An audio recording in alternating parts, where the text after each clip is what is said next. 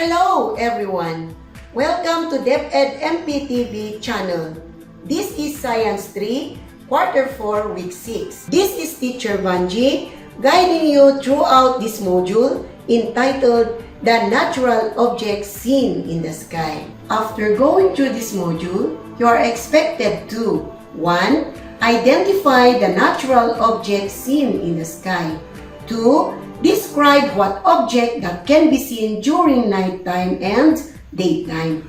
3. List all the activities that affects our daily activities. These are your guides that will help you to master the skills in describing the natural object in the sky. I know that you are interested to learn, but before we start our activities today, put in mind the following. First, read the instruction carefully and observe honesty in doing each task. Second, observe the time allotted in answering each item in the given activity. These are your guides to master the skills in describing the natural objects seen in the sky. Are you ready, children?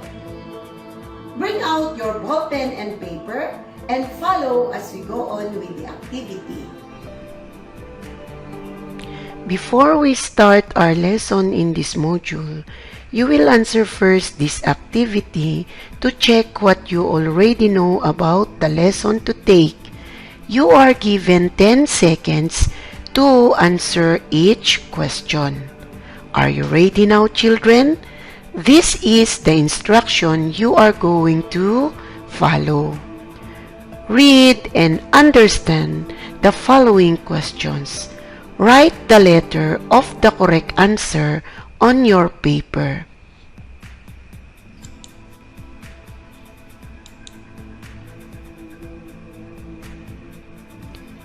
Number 1 question. The object that gives us light during daytime. A. Clouds. B. Moon. C. Stars. D. Sun.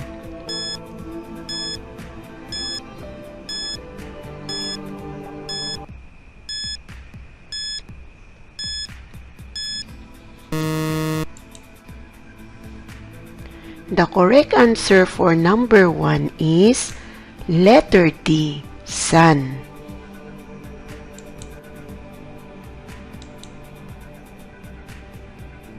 Number 2 question. You can see this object at night. Sometimes it appears circle, but sometimes it appears crescent. What is it? A. Moon. B. Rainbow. C. Stars. D. Sun.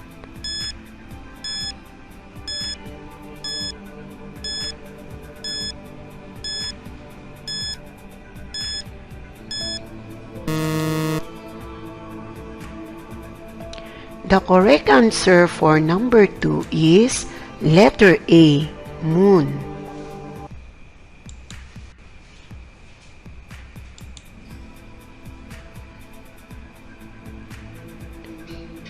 Number 3 question. Which of the following object can't be seen during daytime? A. Clouds. B. Moon. C. Rainbow. D. Sun.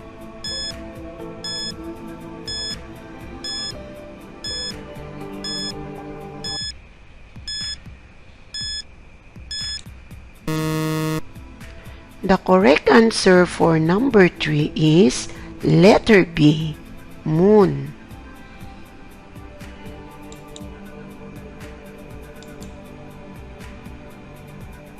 Number 4 question. All of the following objects can be seen at night except one. A. Comets. B. Moon. C. Stars. D. Sun.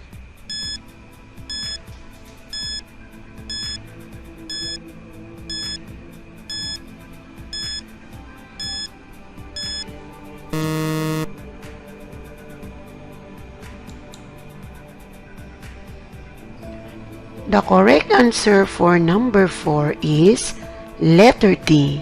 Sun.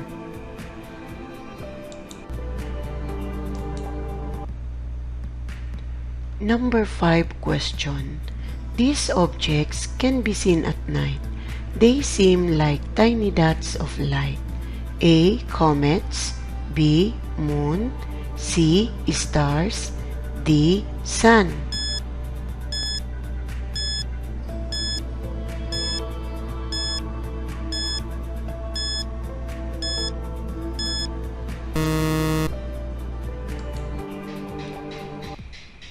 The correct answer for number 5 is letter C, stars. Count your scores. If you got 1, 2, or 3, try your best. You'll master it soon. If you got 4 or 5, very good. Keep up the good work. We will go now to the next activity. In the previous lesson, you learned the safety practices in dealing with different types of weather. Let us see if you still remember your lesson. This is the instruction you are going to follow. Read each item, then choose and write the letter of the best answer on your paper.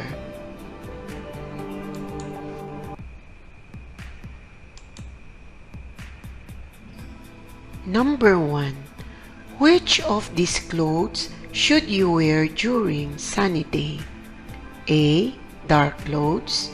B. Thick clothes. C. Long clothes. D. Thin clothes.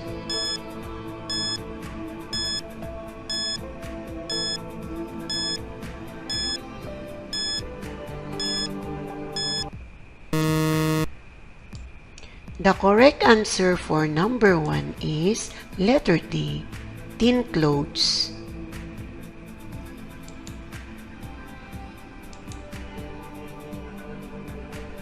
Question number 2. Which of these activities help protect your eyes on a sunny weather? A. Wet your face. B. Apply sunblock. C. Wear sunglasses. D. Cover your eyes.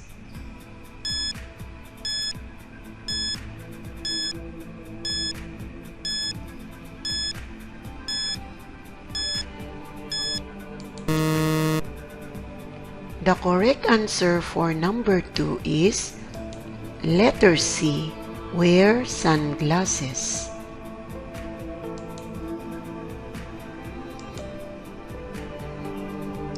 Number 3 question. What should you do before going to school during rainy days? A. Do not eat. B. Take a shower. C. Put a party dress. D. Listen to weather forecast.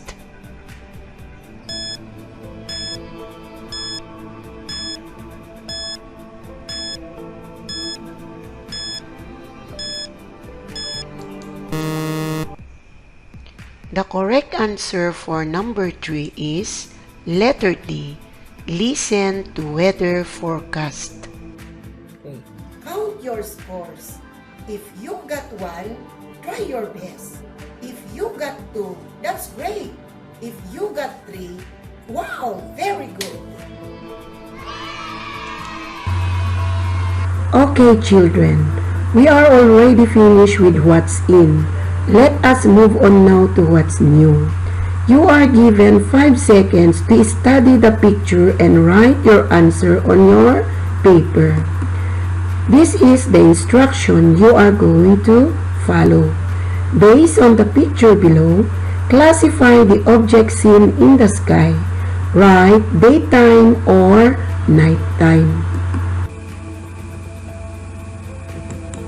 Number 1. When do we see the sun? Daytime or nighttime?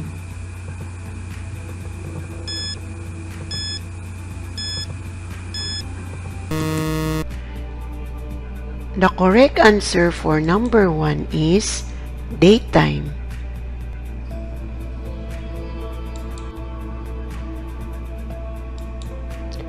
Number 2, when do we see the star? Daytime or nighttime?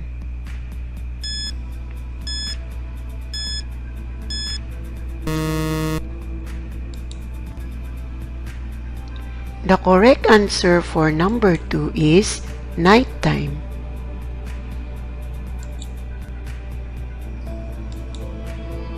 Number 3, when do we see this object? Daytime or nighttime?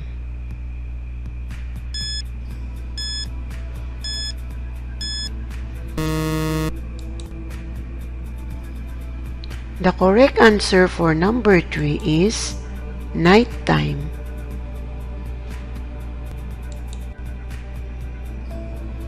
Number 4, when do we see this object in the sky? Daytime or nighttime?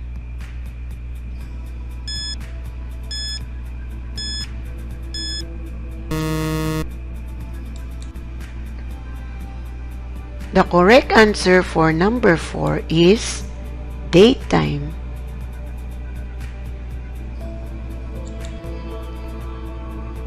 Number 5, when do we see the moon?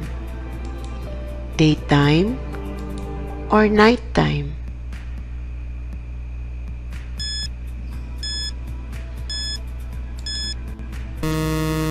The correct answer for number 5 is nighttime.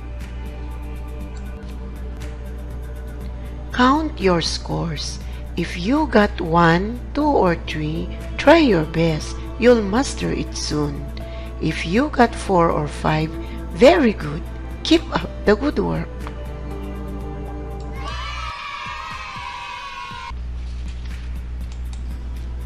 We will go now to our new lesson. As we observe the sky, we see different objects like sun, moon, stars, rainbow, and clouds. Here are the natural objects seen in the sky. Look at this picture. Have you seen this one? Yes, it is the sun. The sun is the brightest and largest object we see in the sky. It shines brightly because of the hot glowing gases. The sun gives us heat and light energy, which is the most important thing in life on Earth. How about this object? Have you seen this one? Yes, it is the moon. During nighttime, moon is the brightest object we found in the sky. It is the closest to the Earth. The moon has no light it shines because of the reflection of the light from the sun. It has a different shape when it moves around the Earth.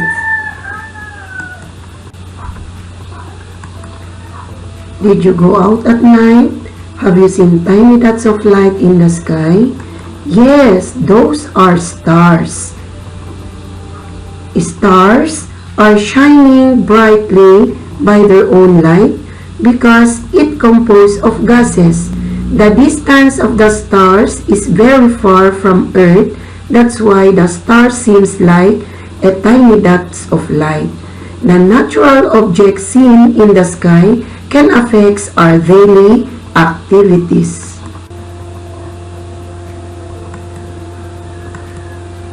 People do many things during daytime because of the light from the sun. At night, it is darker and cooler. That's why it is good time to rest and sleep. During nighttime, we can do sleeping, wearing pajamas, camping, and bonfire. In daytime, people can do many things like playing outside, biking, schooling, working, hiking, and attending Mass.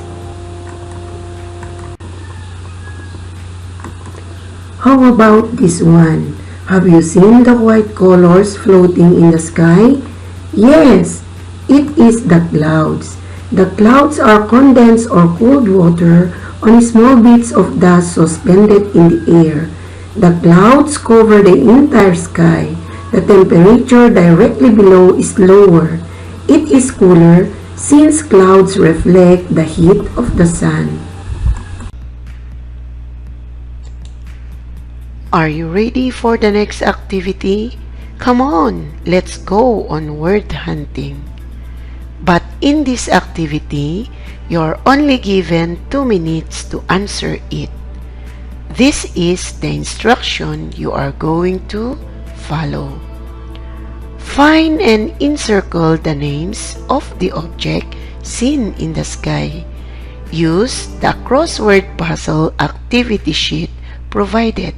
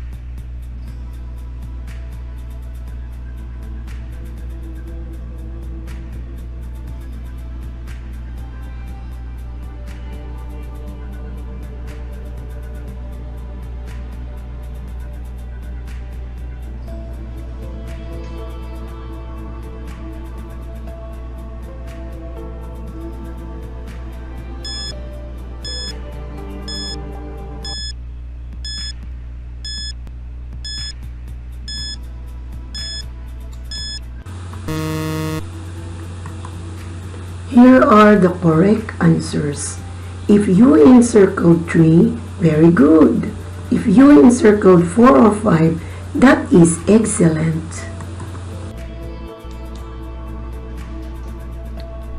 Activity 2. Draw a sun on the blank if the statement tells about the sun. Moon if the statement tells about the moon. And star if the statement tells about the star. You are given 1 minute to answer this activity. Number 1. It is the closest to the earth. Number 2. It provides heat and light during daytime. And number 3. It seems like a tiny dot.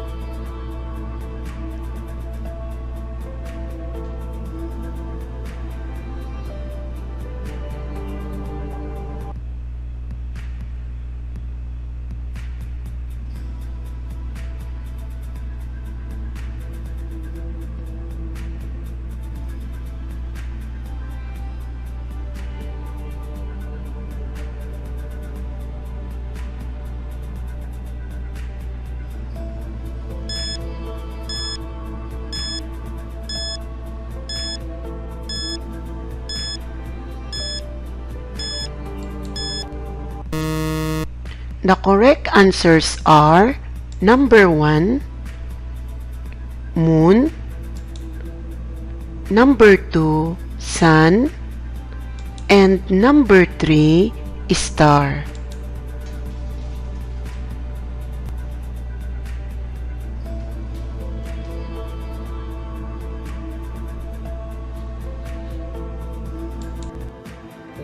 Count your scores. If you got 1, try your best. If you got 2, that's great. If you got 3, wow, very good.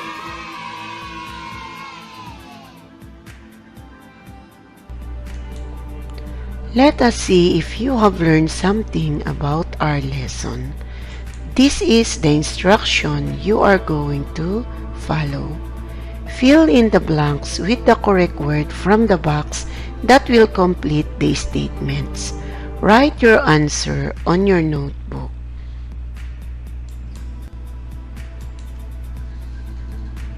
Number 1. Blank is the largest object we see in the sky during daytime.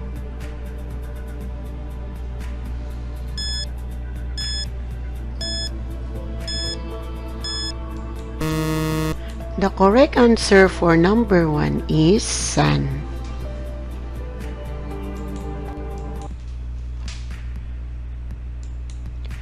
Number 2. Blank is the brightest object we see in the sky at night, but it shines reflecting the light from the sun.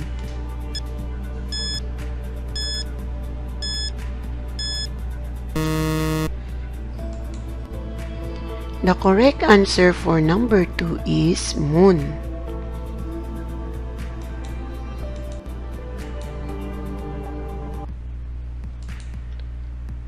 Number 3. Blank is a school activity that involves overnight and the learners will stay away from their home.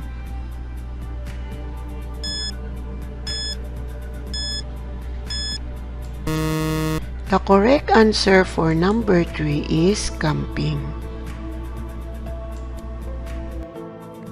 Count your scores. If you got 1, try your best. If you got 2, that's great. If you got 3, wow, very good. We will go now to the next activity. Complete the graphic organizer of daily activities based on the time. Choose your answer from the box. Write in your activity sheet provided.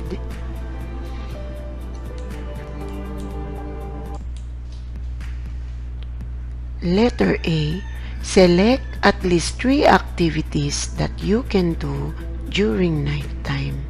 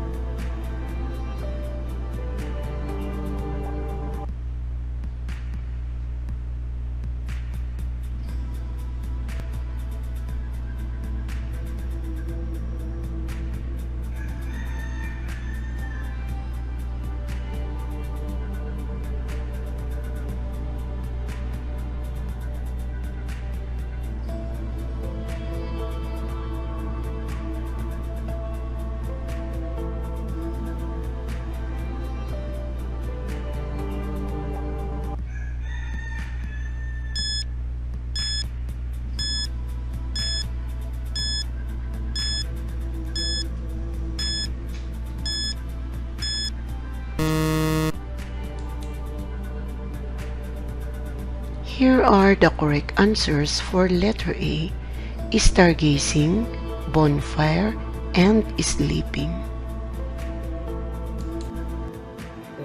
Count your scores. If you got 1, try your best. If you got 2, that's great. If you got 3, wow, very good. Letter B. Select at least 3 activities that you can do during daytime.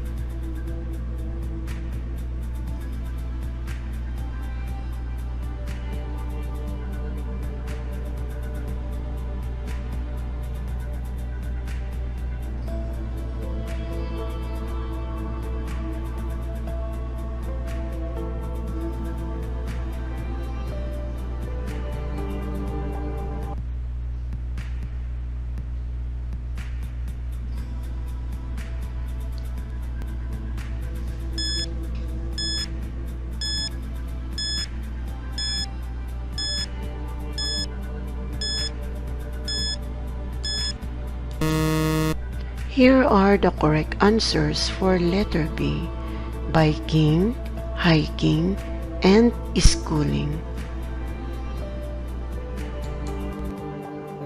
Count your scores. If you got 1, try your best. If you got 2, that's great. If you got 3, wow, very good. Answer this activity to evaluate your overall understanding about the lesson. Choose the letter of the best answer and write on a separate sheet of paper.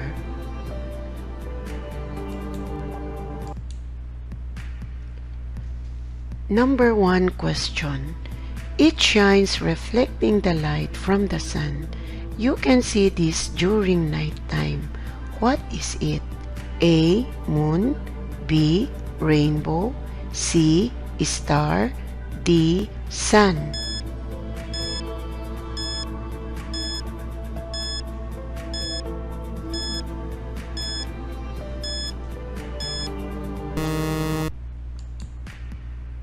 The correct answer for number 1 is letter A, moon.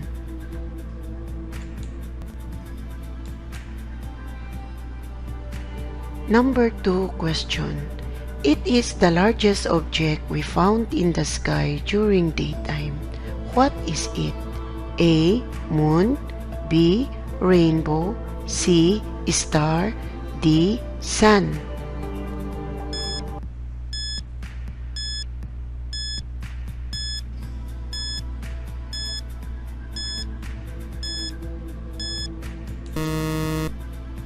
The correct answer for number 2 is letter D, sun.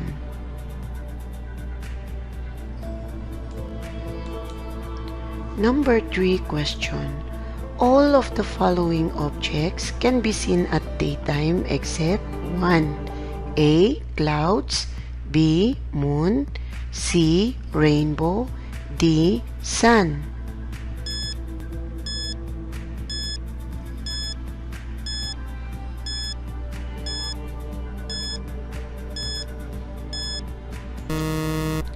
The correct answer for number 3 is letter B, moon.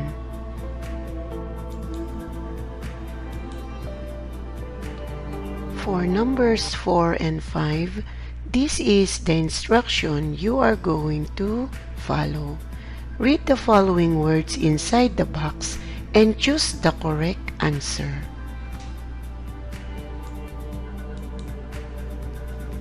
Number 4 question. Which of the following objects seen at daytime? A. 1 and 2. B. 2 and 3. C. 3 and 4. And D. 1 and 4.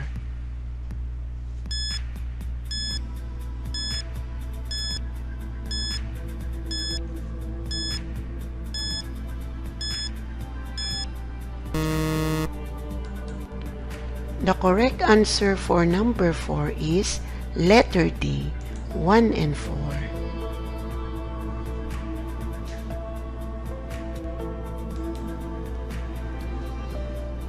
Number 5 question.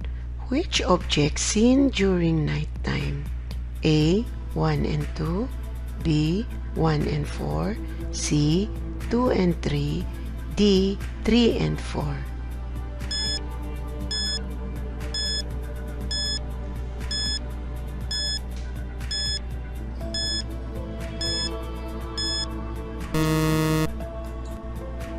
The correct answer for number 5 is letter C, 2 and 3. Count your scores. If you got 1, 2, or 3, try your best. You'll master it soon. If you got 4 or 5, very good. Keep up the good work.